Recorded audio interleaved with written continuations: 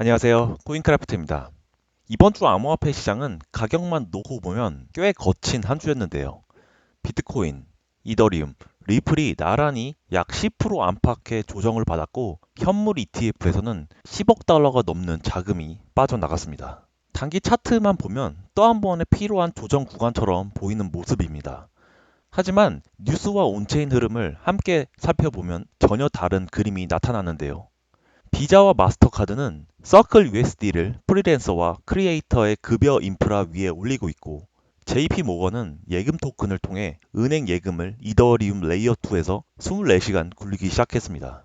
블랙록의 토크나 머니마켓 펀드 비들은 이더리움을 넘어 BNB 체인과 바이낸스 담보 시스템으로 확장되고 있으며 유럽과 영국은 미카와 스테이블 코인 결제 규칙을 토대로 규제의 틀을 구체화하고 있습니다. 국내에서는 해시드 오픈 리서치가 미래 금융의 중심은 RWA라는 메시지를 공식 보고서로 제시를 하기도 했습니다. 가격은 뒷걸음질 쳤지만 온체인 인프라와 제도는 한 걸음 더 전진한 한 주였습니다. 이번 뉴스레터에서는 매크로와 ETF 조정의 배경, 스테이블 코인, 예금 토큰, RWA를 중심으로 한 전통 금융의 온라인 진입, 이더리움, 리플, BNB 체인이 각각 어떤 역할을 가져가고 있는지 이 세 가지 축을 중심으로 가격이 아니라 구조를 보는 시각을 함께 정리해 보고자 합니다. 먼저 주요 암호화폐 시세 분석 시작해 보겠습니다. 첫 번째 비트코인인데요. 비트코인은 11월 10일 종가 106K에서 11월 16일 종가 96K로 일주일간 약 9.5%가 하락을 했습니다. 10월 말에서 11월 초에 11만에서 11만 6천 달러까지 올라갔던 구간에서 이제 10만 달러를 이탈하고 9만 달러 중반대로 재조정이 들어간 상태라고 볼 수가 있습니다. 그리고 11월 14일 하루에만 거의 5% 넘게 빠지면서 과열 부분을 강하게 털어낸 후 94에서 96K 주변에서 1차 쇼크 후 안정화 구간을 지나고 있는 것이라고 볼 수가 있습니다. 단기 지지 구간으로는 첫 번째로 95K, 이 부분이 11월 15일에서 16일 종가가 모여 있는 구간이라고 할 수가 있고요. 막 깨진 10만 달러에서 한 단계 내려와 있는 새로 지지를 만들려고 하는 구간이라고 볼 수가 있습니다. 그 다음 지지선으로는 94K, 11월 14일 저점과 그리고 최근 한 달간 전체 중 최저 레벨이라고 할 수 있습니다. 최근 하락파의 스윙 로우라서 그런지 이 라인이 만약에 깨진다면 추가 청산이 한 번 더 나올 위험이 있다고 볼 수가 있습니다. 단기 저항선으로는 첫 번째로 10만 달러인데요. 11월 13일 종가 기준으로 처음 깨졌고 11월 14일에는 이 가격을 위로 한 번도 돌파하지 못한 채 급락이 나왔죠. 아쉽게도 당분간 저희가 봤을 때 무너지면 큰일 나는 지지선이 이 10만 달러 선이었는데 지금 당장은 올라가서 팔아야 할 저항으로 성격이 바뀐 것이라고 할 수 있습니다. 그리고 그 다음은 103에서 104K. 이 구간을 회복한다면 이번 조정이 단순한 단기 조정으로 끝났구나 하는 안도감에서 시장이 다시 상승할 여력이 있다고 볼 수가 있고 그 다음 선으로는 106K에서 107K 이 부분에서 강하게 저항을 받고 꺾였기 때문에 이 레벨을 다시 돌파한다면 상승 추세의 재개의 신호로 볼 수가 있겠죠. 빨리 100K 그리고 103K, 106K를 넘어서 더 높은 곳을 향해서 갔으면 하는 바람입니다. 향후 시나리오로 봤을 땐 기준 시나리오로서는 94K와 100K를 횡보 조정하는 시나리오라고 볼 수가 있겠는데요. 94K를 깨지 않고 그리고 100K 위로 단번에 복귀하지도 못한 채 이 95K 안팎에서 7일에서 20일 정도 박스를 횡보할 수 있을 그런 시나리오라고 볼 수가 있고 이후 재상승이 나오던 한 번 더 밀리든 다음 방향성을 위한 움직임을 위한 숨 고르기 단계로 볼 수가 있겠죠. 다음 시나리오는 상승 재개 시나리오인데요. 상승 재개 시나리오는 10만 달러를 회복한 후 103에서 106K대를 재돌파하는 시나리오라고 볼 수가 있습니다. 일봉 종가 기준으로 10만 달러를 재돌파한 이후 2에서 3일 정도를 유지하고 이후 103에서 104K를 돌파하면서 거래량이 동반이 된다면 최종적으로 106K에서 107K 상단을 돌파할 수 있는 그런 시나리오라고 볼 수가 있습니다. 그리고 세 번째 시나리오는 추가 하락 시나리오인데요. 여전히 94K를 이탈할 수 있는 가능성도 있고 만약에 94K를 이탈하게 된다면 90K에서 92K까지 테스트할 수 있는 시나리오가 보일 수가 있습니다. 일봉 종가 기준으로 94K 달러 이하에서 마감을 하게 된다면 그리고 또 동반해서 파생 상품 시장에서 다시 대규모 청산 신호가 나올 경우 이런 시나리오가 발생을 할 수가 있을 것입니다. 두 번째는 이더리움인데요. 이더리움 역시 11월 10일 종가 기준 3,580달러에서 11월 16일 종가 기준으로 3,170달러로 일주일간 약 11% 내외로 하락을 했습니다. 같은 기간 비트코인은 약 9%에서 10% 정도이기 때문에 이번 조정에서는 이더리움이 비트코인보다 살짝 더 많이 두들겨 맞았다고 할 수가 있겠죠. 미국 셔다운 종료의 기대감과 함께 비트코인과 함께 반등했지만 한때 3,600에서 3,650달러까지 회복을 했었어요. 하지만 11월 11일 이후 3,590달러의 기술적 지지 붕괴, 그리고 ETF 현물에서 약 12억 달러 유출이 보도되면서 이 센티먼트가 크게 꺾인 상태라고 볼 수가 있죠. 이 단기 지지선으로는 3,200달러 부근에서 이 단기 핵심 지지선으로 계속 작용해온 가격대라고 언급이 되고 있죠. 그리고 생각하기도 싫지만 여기 글자가 잘못 쓰여져 있네요. 3,050달러 전후로 기술 분석 기사에서 2차 지지로 자주 거론되는 영역이라고 볼 수가 있습니다. 단기 저항선으로는 3,350에서 3,400달러. 이번 주 하락 전에 단기 박스의 하단이었던 구간으로 11월 12일과 13일 부근에서 일중 고점 시가가 겹치는 레벨이라고 볼 수가 있죠. 그 다음으로는 3,510에서 3,530달러. 주요 단기 지지였던 존이 현재 마찬가지로 저항 구간으로 전환이 됐죠. 그리고 마지막으로 3,590달러. 깨지면서 하락이 가속화된 가격대이기 때문에 다시 올라갈 경우 가장 먼저 부딪히는 단기벽으로 작동할 가능성이 크다고 할 수 있습니다. 향후 시나리오로서는 기준 시나리오로 3,100달러에서 3,300달러 박스를 횡보할 수 있는 가능성이 있고, 상승 재개 시나리오로서는 3,500달러에서 3,600달러를 회복한 후 1,800달러를 재도전하는 시나리오로 볼 수가 있겠죠. 그리고 하락 시나리오로서는 생각을 하고 싶지도 않지만 이 3,000달러가 붕괴했을 때 2,700달러 그리고 2,500달러까지 테스트할 수 있는 분석이 나오고 있습니다. 다만 이 큰 그림에서 봤을 때 여전히 3,000달러에서 4,000달러 안에서 움직이는 중기 조정이라는 해석이 가능하기 때문에 설령 2,500에서 2,700달러까지 내려온다고 하더라도 완전히 장기 하락장이라기보다는 사이클 내 중간급 조정 구간으로 보는 전문가들도 많이 있습니다. 그 다음은 마지막 리플인데요. 리플 역시 11월 10일 종가 2.53달러에서 16일 2.24에서 2.27달러로 일주일 동안 약 11%가 하락을 했습니다. 11월 10일에 기관에서 ETF가 채택이 된 이후 어쩔 수 없이 매크로와 비트코인의 급락에 동반해서 고점에서 눌린 한 주로 정리를 할 수 있겠습니다. 단기 지지선으로는 2.22에서 2.25달러 구간, 그리고 다음이 2.21달러인데 차트상에서는 표시도 안 되고 있기 때문에 이야기하지 않고 그냥 생략하고 넘어가도록 하겠습니다. 저항선으로는 아이러니하게도 TF 관련 기사에서는 이 구간을 단기 저항선으로 언급을 했어요. 지금 단기 지지선과 겹쳐있는 구간인데 그만큼 2.23에서 2.24달러 존 위로 잘 못 올라간다는 분석이 있고, 현재 이 가격이 바로 벽을 치고 있는 중이라서 박스 상단과 하단이 겹치는 아주 답답한 구간에 있다고 볼 수가 있겠습니다. 그리고 다음 저항선이 2.33에서 2.34달러, 그 다음이 2.49에서 2.52달러로 단기 저항선 점쳐지고 있습니다. 기존 시나리오로서는 2.2달러대에서 저점을 확인한 후 박스 조정하는 시나리오로 보여지고 있고, 이 상승 재개 시나리오는 2.33달러를 돌파한 후 2.5에서 2.7까지 재도전하는 시나리오가 분석되고 있어서 빨리 이 상승 시나리오로 돌아섰으면 하는 바람이 있습니다. 그리고 마지막 하락 시나리오 생각하고 싶지도 않지만 2.2달러가 붕괴됐을 때 2.1, 2.0 그리고 1.9달러까지 열려 있다라는 분석이 보도되고 있죠.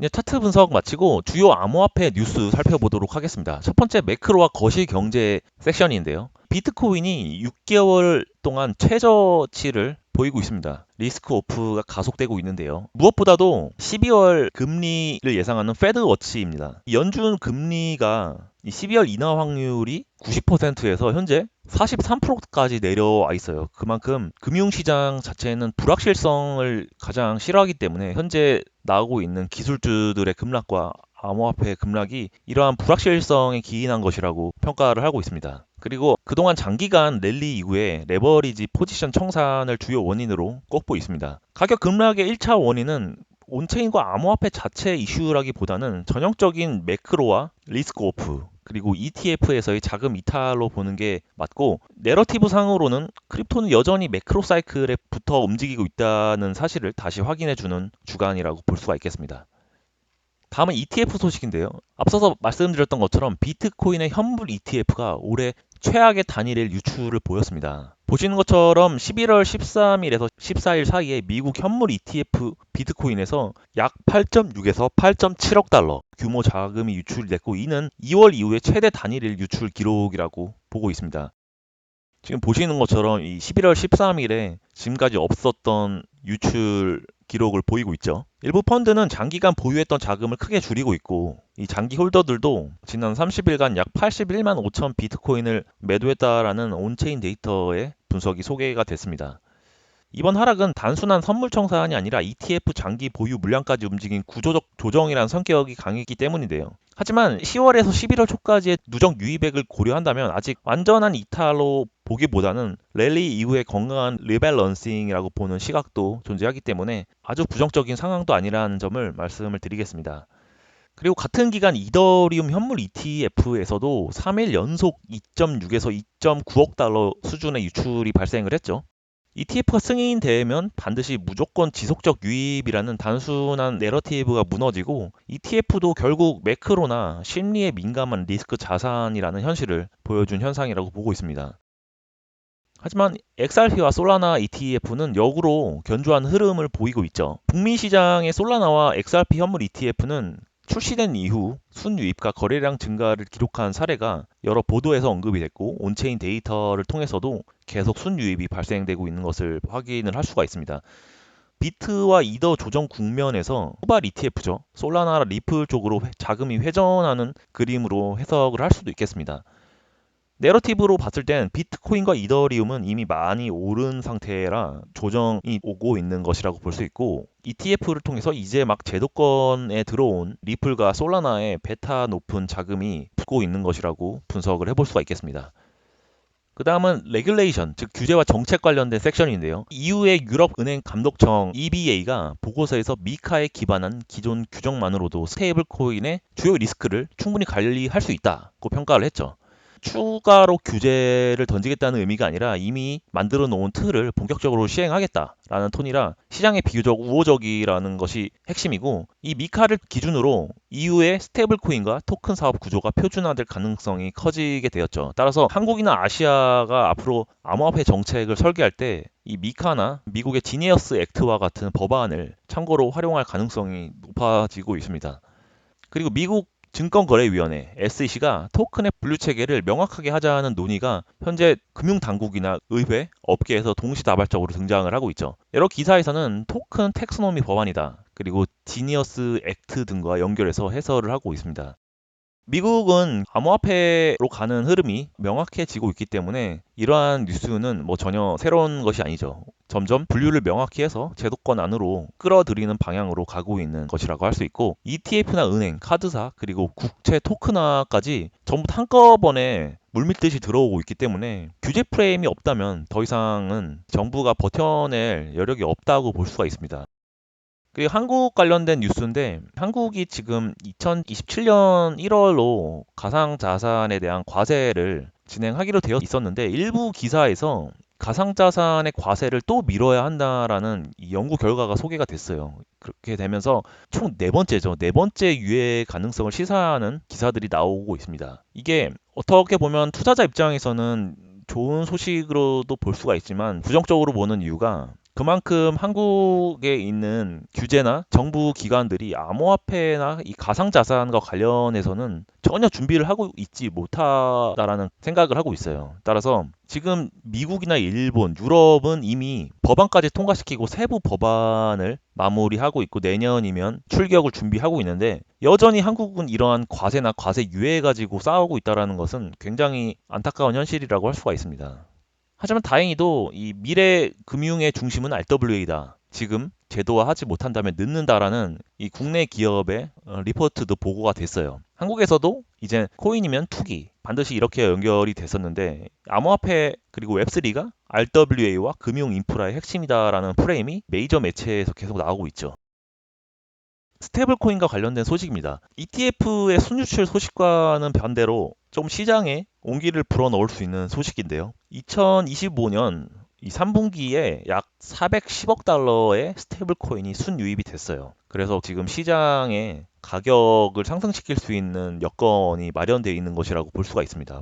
보시는 것처럼 올해 자체에서 순유입이 많아 있었지만 이 하반기로 가면서 급격하게 늘어나고 있는 모습을 볼 수가 있죠. 이러한 스테이블 코인의 재팽창은 2021년 불장 이후의 최대 성장세라고 볼 수가 있고, 현재 스테이블 코인 결제 지수에선 이미 소매와 실생활 결제가 안정적인 성장 구간에 들어갔다라고 분석을 하고 있죠. 하지만 아쉽게도 최근 2주에는 스테이블 코인마저 12.4억의 달러가 순유출이 됐습니다. 이러한 것들도 최근에 일어났던 하락의 요인으로 작용을 한 것 같습니다. 이미 3분기에 폭발적인 유입이 워낙 강했기 때문에 최근의 감소는 조정으로 보는 게 타당하다. 그리고 가격 급락이나 레버리지 청산은 당연히 가격이 빠지면 스테이블 코인도 빠져나간다는 그런 구조적인 맥락으로 해석할 수가 있겠죠. 그리고 비자에서 크리에이터와 프리랜서를 대상으로 서클 USD, 즉 스테이블 코인을 급여로 지급하는 파일럿을 진행을 하고 있습니다. 11월 12일 비자가 비자 다이렉트 스테이블 코인 페이아웃이라는 파일럿을 발표했고, 기업이나 플랫폼은 법정 화폐로 자금을 조달하고 급여 수취인은 서클 USD와 같은 스테이블 코인으로 웹3 지갑으로 직접 지급을 받는 구조라고 볼 수가 있고, 이러한 파일럿은 크리에이터나 프리랜서 그리고 글로벌 긱 워커 대상으로 국경 간의 지급이나 출금 지연 문제를 해결하는 것이 목표라고 할 수 있습니다. 왜냐하면 국경 간의 출금을 진행하다 보면 시간도 많이 걸리고 또 수수료도 굉장히 많이 드는 그런 문제를 스테이블 코인으로 해결하고자 하는 거죠. 이 비자나 스테이블 코인의 경쟁 구도가 아니라 비자가 스테이블 코인을 자기 인프라 안으로 흡수하는 움직임으로 볼 수가 있고, 이제 실물 경제까지 암호화폐 웹3가 내려오는 순간이라고 볼 수가 있습니다. 그리고 마스터카드 또한 가만히 있을 수가 없죠. 튠즈와 함께 200개국의 스테이블 코인의 지갑을 지급을 하고 있습니다. 이 마스터카드의 무브 부문이 싱가포르의 핀테크 업체 튠즈죠. 이 튠즈와 협력을 해서 200개 이상의 시장에서 스테이블코인 지갑으로 즉시 지급을 지원하는 파트너십을 발표했습니다. 이것은 국경 간의 급여, 공급망 결제 송금 간소화가 목표라고 볼 수가 있습니다. 이 비자에 이어서 마스터카드까지 스테이블코인을 글로벌 B2B나 B2C의 지급 레일로 정면 채택하는 순간이라고 볼 수가 있고, 카드 네트워크가 한때는 크립토를 굉장히 많이 공격을 했었어요. 하지만 이런 구도를 벗어나서 카드와 스테이블코인이 합쳐서 차세대 지급 인프라를 그리고 있습니다. 그리고 미국의 그림자 금융으로 알려져 있는 JP 모건이 드디어 퍼블릭 블록체인인 베이스에서 자사의 예금 토큰 JPM 토큰을 출시를 했습니다. 예금 토큰은 말 그대로 은행의 예금을 토큰화한 것이라고 볼 수가 있습니다. 그리고 지금까지는 기관들을 통해서 판매를 했지만 앞으로 코인베이스에서 출시한 레이어 2 체인 베이스에서 24시간 일주일 내내 송금이 가능한 구조를 도입했다는 것입니다. 이 예금 토큰이라는 것은 은행에서 발행하는 스테이블 코인 버전이라고 볼 수 있어요.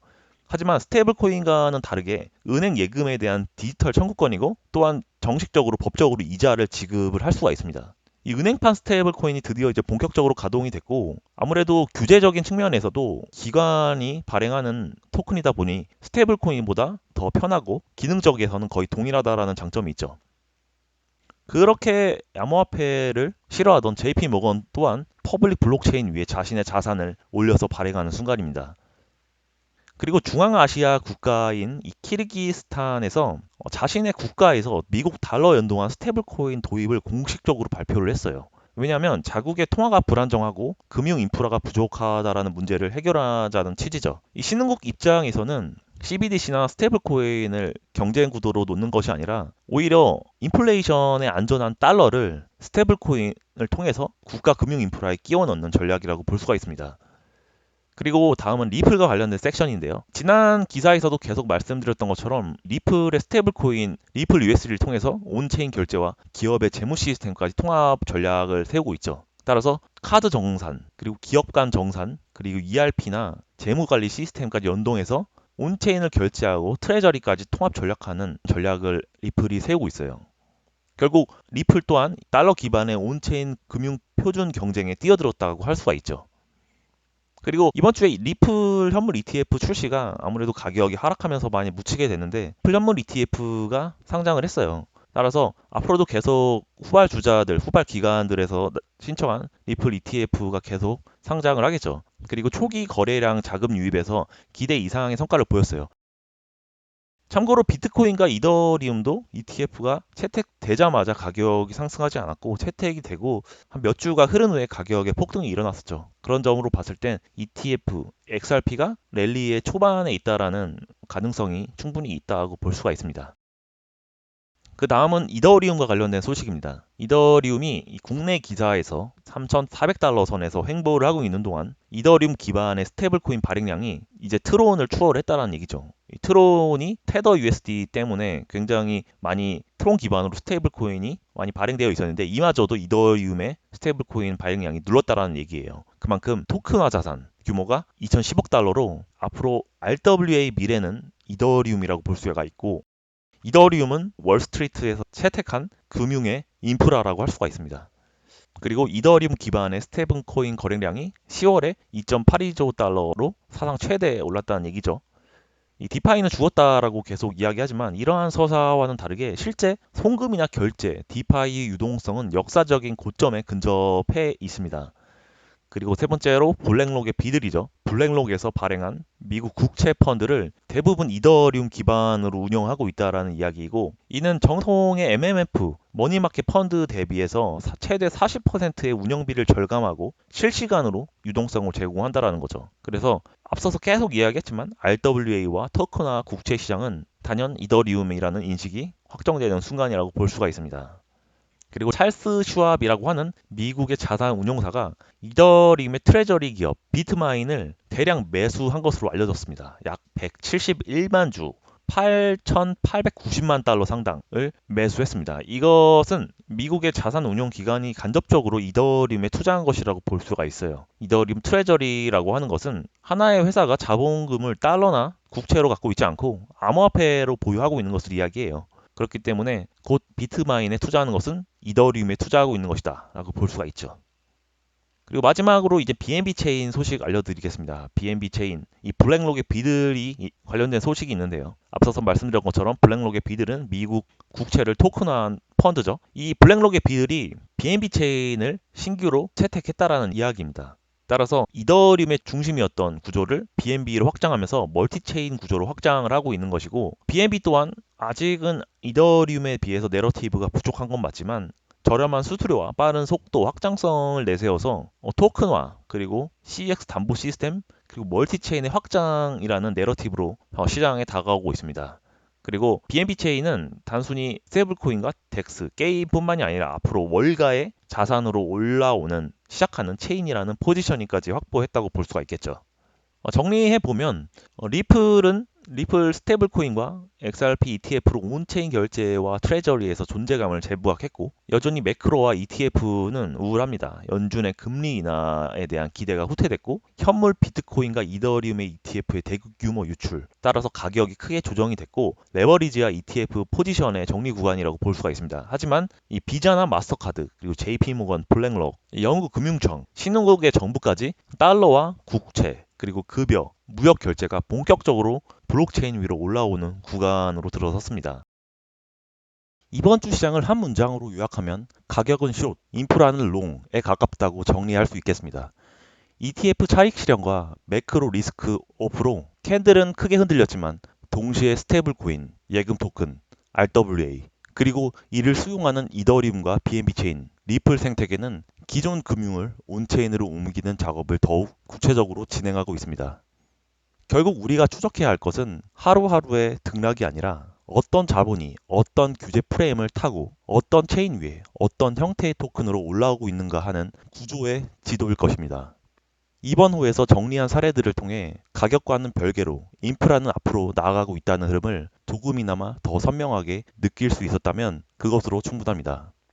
다음 뉴스레터에서는 ETF 자금 유출입의 방향 변화, 그리고 스테이블 코인 RWA의 순유입과 순유출, 마지막으로 한국발 RWA 가상자산 제도 논의의 진전 여부를 중심으로 이 구조의 지도를 계속 업데이트해 드리도록 하겠습니다.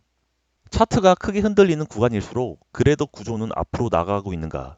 이 질문을 한 번 더 떠올려 보시길 바라며 이번 주 뉴스레터를 마치도록 하겠습니다. 코인크래프트였습니다. 감사합니다.